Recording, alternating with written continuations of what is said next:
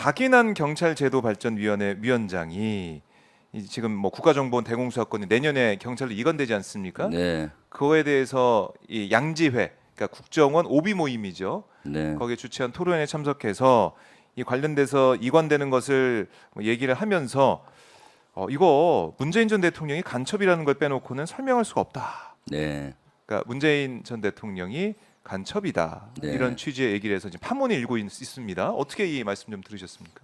참 너무나 어이없고 황당한 얘기죠. 4, 50년 전의 사고 방식에 머물러 있고, 그리고 이 문재인 전 대통령을 어떻게 간첩이라고 얘기합니까? 너무나 황당한 이런 네. 얘기죠. 문재인 전 대통령이 간첩이라면은 지금 윤석열 대통령은 어떻습니까? 문재인 대통령 당시 검찰총장이잖아요. 그렇죠. 간첩의 부하나 마찬가지잖아요. 그럼 저도 마찬가지 간첩의 부하였던 거죠. 뭐, 문재인 대통령 예, 그렇죠. 1년 차에 제가 연합수 부사령관을 했으니까요. 이것은 진짜로 어떻게 이런 사고 방식을 갖고 있는지 모르겠어요.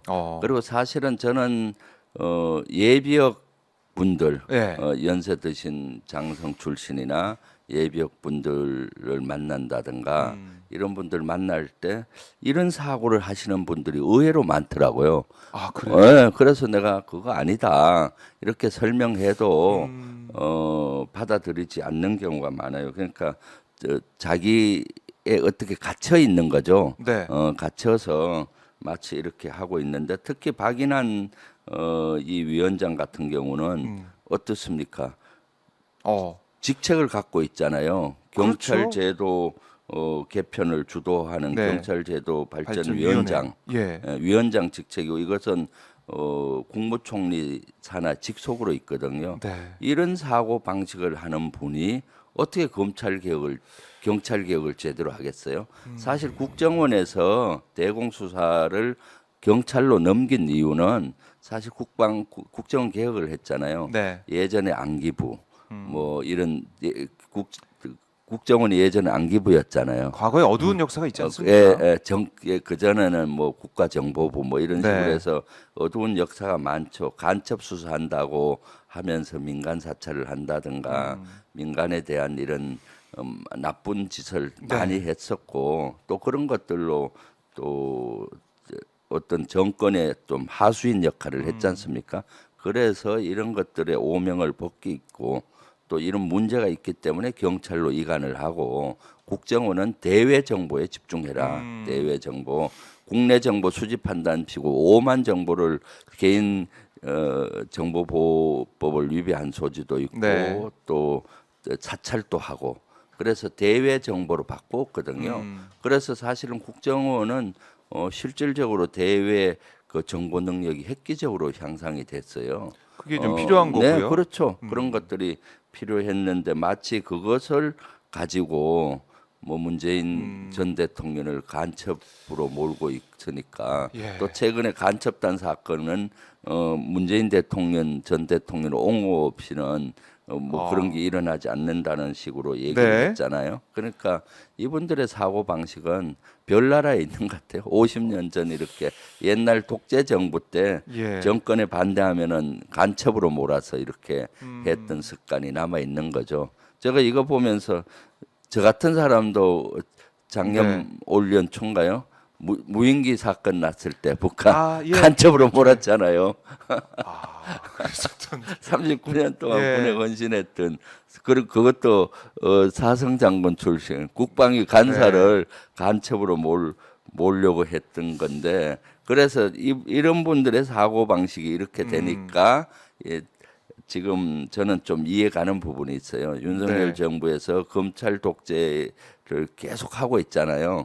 이런 사람들이 요소에 있으니까 네. 저런 형태를 보이지 않나 하는 생각이 듭니다. 그래요.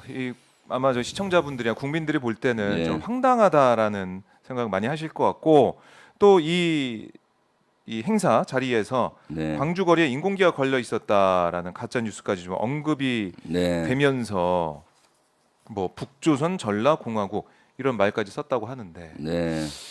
이른바 색깔론 또 뭐 예. 간첩론 이걸 글쎄요, 이걸 좀 퍼뜨려 가지고 뭔가 네. 정치적 이익을 얻으려는 게 아니냐 이런 지적까지 나오고 있는 상황입니다. 그렇죠. 이렇게 황당한 발언을 음, 주장을 대낮에 그것도 국회에서 네, 벌어진다는 거는 진짜 믿기지 않는 일이죠.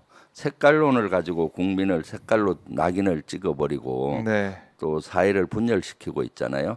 지역 감정을 또 조장하고 이거 완벽한 가짜 뉴스를 가짜 뉴스 가지고 드러났죠. 예. 이거는. 이것은 이미 가짜 뉴스로 드러난 것이고 네. 이런 거 있을 수 없는 일인데도 불구하고 이렇게 해서 가짜 뉴스를 퍼뜨리고 있죠. 이것이야말로 저는 큰 국가적으로 네, 국익에 손상을 간다고 봐요. 음. 이렇게 해서 국민 분열을 조장하고 네, 또 억울한 사람을 만들어내고 이렇게 하잖아요. 그러니까 검찰공화국 현실을 아주 적나라하게 보여주는 사례라고 저는 보고 있습니다. 그래서 이날 그 세미나를 주최했던 박덕흠 국민의힘 의원도 네. 여기에 대해서는 사죄해야 되고 아, 이러한 발언의 핵심에 있었던 박인환 박인환 위원장. 위원장 예. 같은 경우는 사과하고 사퇴를 해야 되는 거죠. 아하. 네. 자, 이 경찰의 이제 제도 이걸 좀 발전시키기 위한 그 위원회를 이끌고 있는 위원장. 근데 이 전임 대통령이 간첩이었다. 네. 이런 얘기를 하고 또 가짜 뉴스 얘기를 언급하고 있는 거 글쎄요. 이 정부 이제 조직 안에 있는 그 위원회를 이끄는 수장의 모습이 맞냐 이런 네. 비판이 계속 이어질 것 같습니다. 네. 그렇죠. 네.